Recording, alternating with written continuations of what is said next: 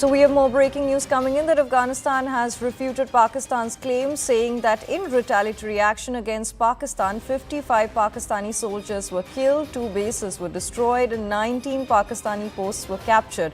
Attacks were carried out near the Durand line close to Paktia Coast, Nangarhar, Kunar and Nuristan. 1 Pakistani tank was also destroyed. 8 soldiers from Afghanistan were killed.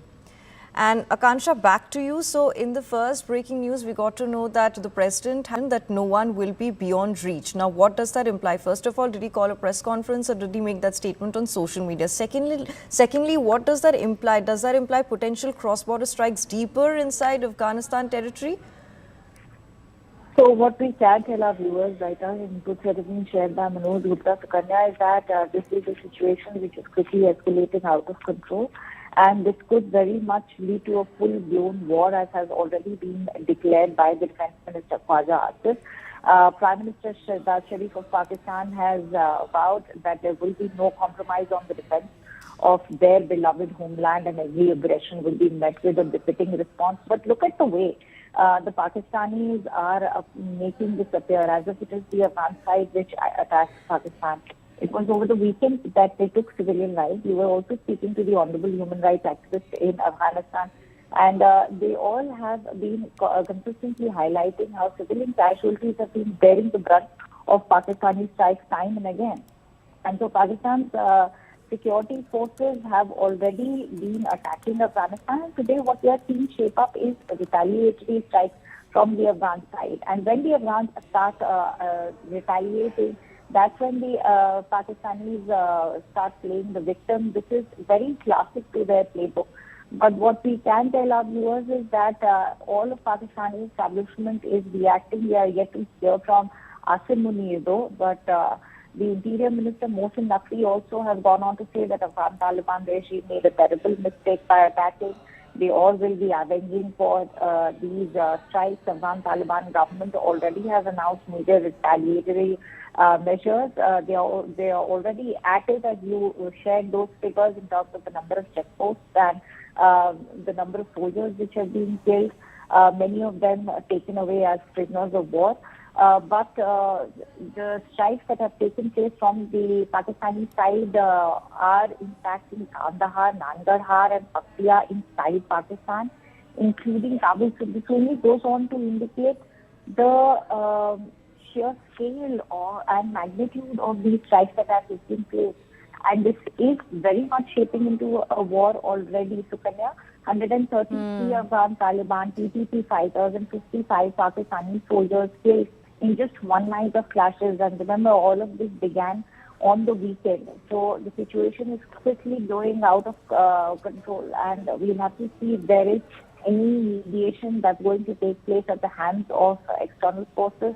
Especially China seems to be in a position to be carrying out these negotiations. Will the United States would they want to intervene given their own vested interests in Pakistan now? Even Afghanistan to an extent, we'll have to see how this is actually going to shape up.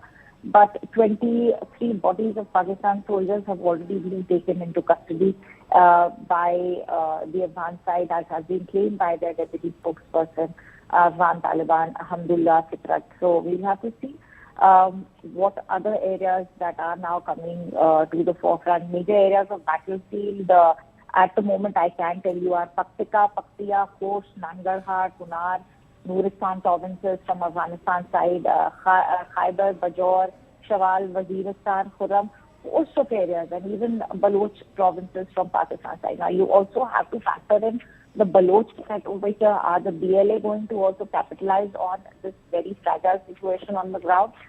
This could very well spell more trouble for Pakistan, Sukanya. Right. Akansha, you mentioned this is already starting to look like a war. So what is the next thing that we can expect? Has Pakistan's armed forces raised their operational alert level following the president's remarks? Was there any indication after the president's remarks? Does that indicate that, they have made some parliamentary consultation on National Security Committee approval behind this position? And also, how can Afghanistan officially respond to Zardari's warning, you think?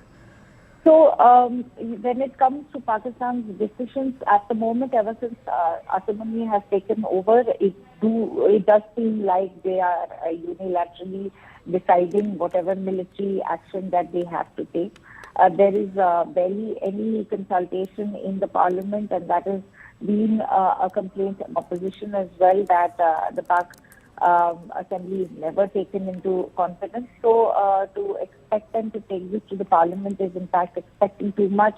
But an escalation already means that they are currently also looking towards, say, an increase in their military allocation, and even say the claims that are being made by Pakistan's Kandahar, 2 corps headquarters, 3 brigade headquarters, 1 logistics base, 3 battalion headquarters, 2 sectors, APF-1 artillery tanks have been destroyed. So the kind of claims that they are making right now, it doesn't seem like they are backing down, and that they are going all guns blazing at the moment. Now, of course, there are counterclaims to that by the Afghan Taliban Defense Ministry when they are coming up with their own set of figures. But we'll have to see that how far this actually shapes up right now. 2 Pakistani HQs have been destroyed, 19 outposts were captured by Taliban. So this doesn't seem like a situation which is coming down at the moment. Right. So, Akansha, continue to stay with us as we have more information.